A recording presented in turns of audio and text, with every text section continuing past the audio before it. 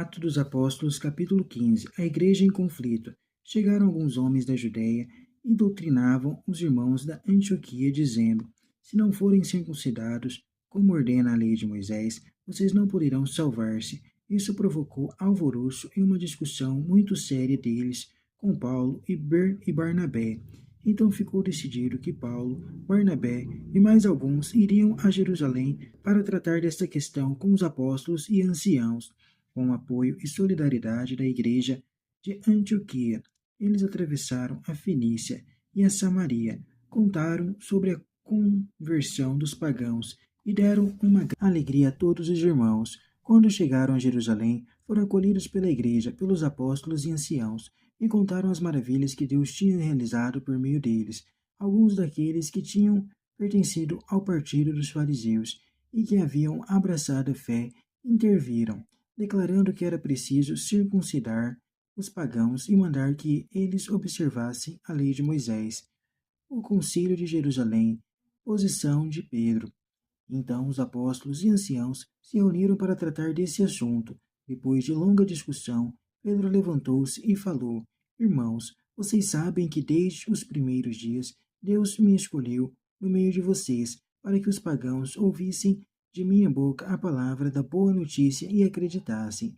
Ora, Deus, que conhece os corações, testemunho a favor deles, dando-lhe o Espírito Santo como deu a nós, e não fez nenhuma distinção entre nós e eles, purificando o coração deles mediante a fé. Então, por que vocês agora tentam a Deus, querendo impor aos discípulos um jugo que nem nossos pais, nem nós mesmos tivemos a força para suportar? Ao contrário, é pela graça do Senhor Jesus que cremos ser salvos, exatamente como eles. Houve então um silêncio em toda a assembleia. Depois disso, ouviram Barnabé e Paulo contar todos os sinais e prodígios que Deus havia realizado por meio deles entre os pagãos. No concílio de Jerusalém, a proposta de Tiago. Quando Barnabé e Paulo terminaram de falar, Tiago tomou a palavra e disse: Irmãos, ouçam-me. Simeão acaba de nos lembrar como desde o começo Deus cuidou de tomar homens das nações pagãs para formar um povo dedicado ao seu nome. Isso concorda com as palavras dos profetas, pois está escrito: Depois disso eu voltarei e reconstruirei a tenda de Davi, que havia caído, reconstruirei as ruínas que ficaram e a reerguerei, a fim de que o resto dos homens procure o Senhor com todas as nações que foram consagradas ao meu nome. É o que diz o Senhor, e tornou essas coisas conhecidas desde há séculos. Por isso, eu sou de parecer que não devemos importunar os pagãos que se convertam a Deus. Vamos somente prescrever que eles evitem o que está contaminado pelos ídolos, as uniões ilegítimas, comer carne sufocada, e o sangue. De fato, desde os tempos antigos, em cada cidade Moisés tem os seus pregadores, que o leem todos os sábados nas sinagogas. A carta conciliar. Então os apóstolos e anciãos, de acordo com todas as comunidades de Jerusalém, resolveram escolher alguns da comunidade para mandá-los com Paulo e Barnabé para Antioquia. Escolheram Judas, chamado Barsabás, e Silas, que era muito respeitado pelos irmãos. Através dele, enviaram a seguinte carta: Nós, os apóstolos e os anciãos, irmãos de vocês, saudamos os irmãos que vêm do paganismo e que não estão em Antioquia e nas regiões da Síria e da Cilícia. Ficamos sabendo que alguns dos nossos provocaram perturbações com a palavra que transtornaram o espírito de vocês. Eles não foram enviados por nós, então decidimos, de comum acordo, escolher alguns representantes e mandá-los até vocês, junto com nossos queridos irmãos Barnabé e Paulo, homens que arriscaram a vida pelo nome de nosso Senhor Jesus Cristo. Por isso, estamos enviando Judas e Silas, que pessoalmente transmitirão a vocês a mesma mensagem, porque decidimos, o Espírito Santo e nós, não impor sobre vocês nenhum fardo, além destas coisas indispensáveis: carnes sacrificadas aos ídolos, do sangue das carnes sufocadas e das uniões ilegítimas. Vocês farão bem e se evitarem essas coisas. Saudações, alegria e estímulo. Depois da despedida, Judas e Silas foram para Antioquia, reuniram a assembleia e entregaram a carta. Sua leitura causou alegria por causa do estímulo que ela continha. Judas e Silas, que também eram profetas, falaram muito para encorajar e fortificar os irmãos. Depois de algum tempo, foram despedidos em paz pelos irmãos e voltaram para aqueles que os tinham enviado. Permaneceram em Antioquia e, junto com muitos outros, ensinavam e anunciavam a boa notícia da palavra do Senhor. Conflito na liderança. Depois de alguns dias, Paulo disse a Barnabé: Vamos voltar para fazer uma visita a todas as cidades onde anunciamos a palavra do Senhor, para ver como estão passando. Barnabé queria levar junto também João, chamado Marcos. Paulo, porém, era de opinião que não devia levar consigo uma pessoa que se havia separado deles na Panfilia, e não os acompanharam no trabalho.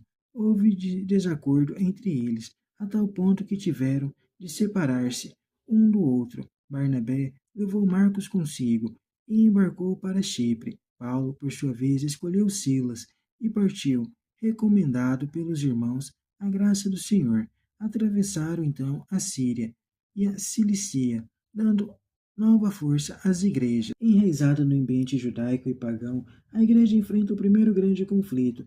Os cristãos provenientes do judaísmo continuavam praticando a circuncisão e observando prescrições da lei. A evangelização não obrigava os pagãos convertidos a esses costumes judaicos. Contudo, alguns de Jerusalém, fariseus convertidos, começaram a ensinar que também os pagãos, para se salvarem, deviam observar as mesmas coisas que os judeus convertidos. Em outras palavras, primeiro deviam ser judaizados e depois cristianizados. A questão era muito séria. Os costumes judaicos pertencem à essência da mensagem cristã. Até que ponto a ação missionária da Igreja transmite o Evangelho ou confunde o Evangelho com determinado contexto sociocultural, impondo a um povo a cosmovisão de outro? O Evangelho é fermento libertador e não superestrutura que aprisiona e perverte a alma de um povo.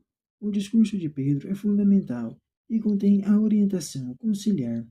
Pedro parte de fatos concretos. Ele foi o primeiro evangelizador dos pagãos e compreendeu que Deus não faz distinção entre pagão e judeu, mas concede a ambos o mesmo Espírito Santo, que leva o homem a seguir Jesus. Depois, Pedro salienta que os costumes judaicos são um jogo, isto é, um elemento cultural que não deve ser imposto aos pagãos, pois o que salva a todos é a graça que leva à fé em Jesus Cristo.